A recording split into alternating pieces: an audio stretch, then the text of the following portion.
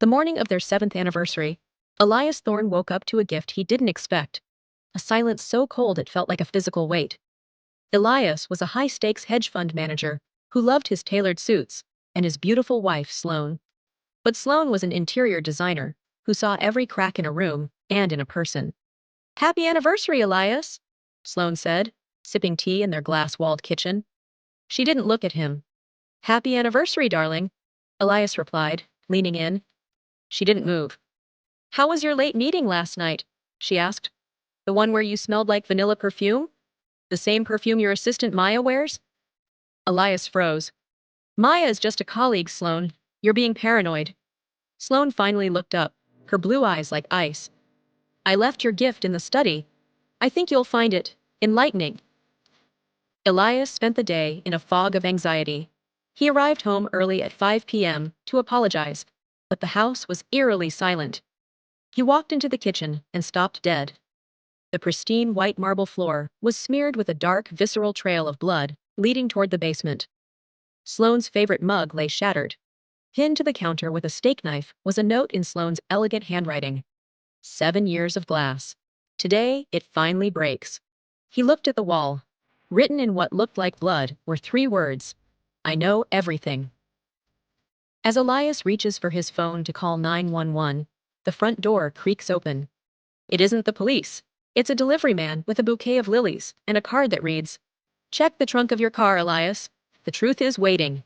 The police arrived within 20 minutes. Detective Sarah Miller surveyed the scene with a cynical eye. "So, Mr. Thorne," Miller said, snapping her gum, "you find blood and a knife, and you wait 10 minutes to call us because you were checking your car trunk?" Elias sat on his sofa, trembling. He couldn't tell her about the trunk. He had opened it before they arrived. Inside wasn't a body. It was worse. It was a suitcase packed with his clothes, a burner phone filled with messages to Maya, and a blood-stained shirt he hadn't seen in weeks. "I was in shock," Elias stammered. "Funny how shock works," Miller replied. She held up a clear evidence bag containing a leather-bound book. "We found this under the floorboards in your study. It's your wife's diary. It goes back 2 years." Detective Miller began to read aloud. "January 14th. Elias came home late again. He smells like her. When I ask, he calls me crazy. I'm starting to be afraid of him. He has a temper I've never seen before." "That's a lie!" Elias shouted. "I never laid a hand on her." "The entries get darker, Elias," Miller continued. "March 22nd. He told me if I ever tried to leave, he'd make sure no one ever found me. He's been practicing with his hunting knife." As the forensics team dusted for prints, they found more than blood.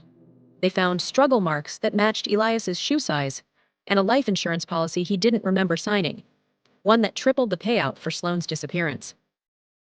Just then, a junior officer calls out from the backyard. "Detective, you need to see this." They are standing over a shallow, freshly dug grave in the woods. Elias followed the police to the edge of the woods, his heart hammering against his ribs. The shallow grave wasn't empty, but it didn't contain a body. Instead, nestled in the dirt, was Sloane's wedding ring, covered in dried blood. Beside it lay a shovel that Elias recognized. It was from his own garage. "I didn't do this!" Elias screamed as Detective Miller pulled out handcuffs. "She's framing me. She knew about the affair, and she's doing this to destroy me." "A woman bleeds out half her body weight on a kitchen floor just to frame you for an affair?" Miller asked coldly. "That's a hell of a commitment, Elias. Turn around." As Elias was led out in handcuffs, the neighbors stood on their lawns, filming the fall of the town's golden boy. He looked up at the darkened windows of his bedroom, and for a split second, he thought he saw a shadow move. A slender, elegant shadow. But the final blow came at the police station. The video went viral within an hour. It was a goodbye video Sloane had recorded and scheduled to send to every major news outlet. In the video, Sloane was crying, her face bruised. "If you're watching this, he's finally killed me," she whispered.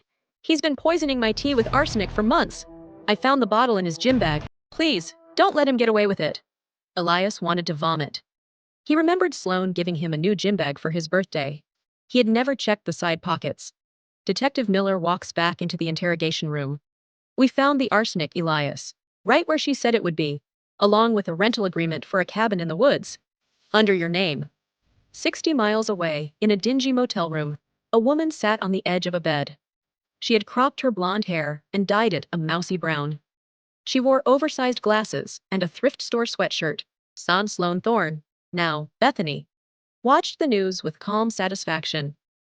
She reached into a small cooler and pulled out a vial of her own blood. She had been drawing it for months, half a pint at a time, storing it in the back of the freezer. The crime scene had been a masterpiece. A little blood on the floor, a lot on the shirt she had stolen from Elias's closet. She had spent a year learning his passwords, tracking his movements, and setting up the fake cabin rental. She had even bribed a local pharmacist to witness Elias buying the arsenic. It was expensive, it was exhausting, and it was the most fun she'd had in years. She looked at her phone. A message popped up from an unknown number. It was Maya, Elias's mistress. "Is it done? Is he in jail?" Maya wrote. Sloane smiled. The poor girl. Maya thought she was helping Sloane escape an abusive husband. Maya didn't realize she was just another pawn. Sloane typed back. "He's exactly where he belongs. Now, it's time for the final act. Go to the police, Maya. Tell them about the hush money he gave you."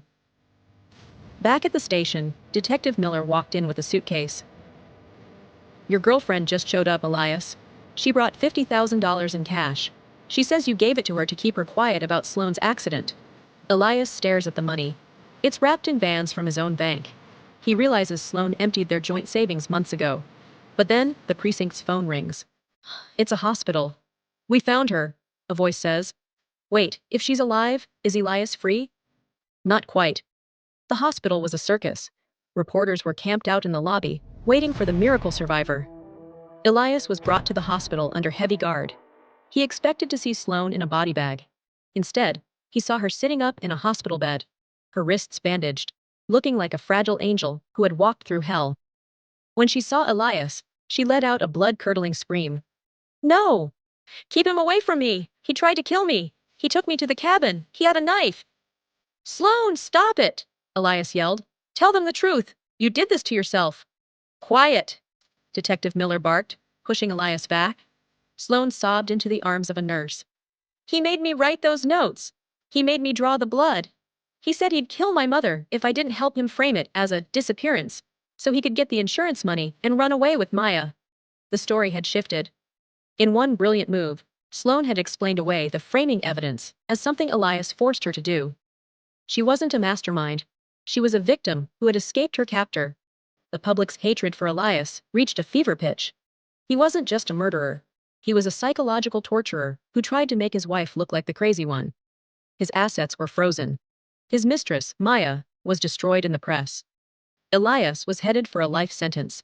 3 months later, Elias is sitting in his cell when the door opens. It's his lawyer, or so he thinks.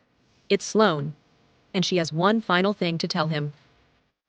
Sloane sat across from Elias in the prison visitation room.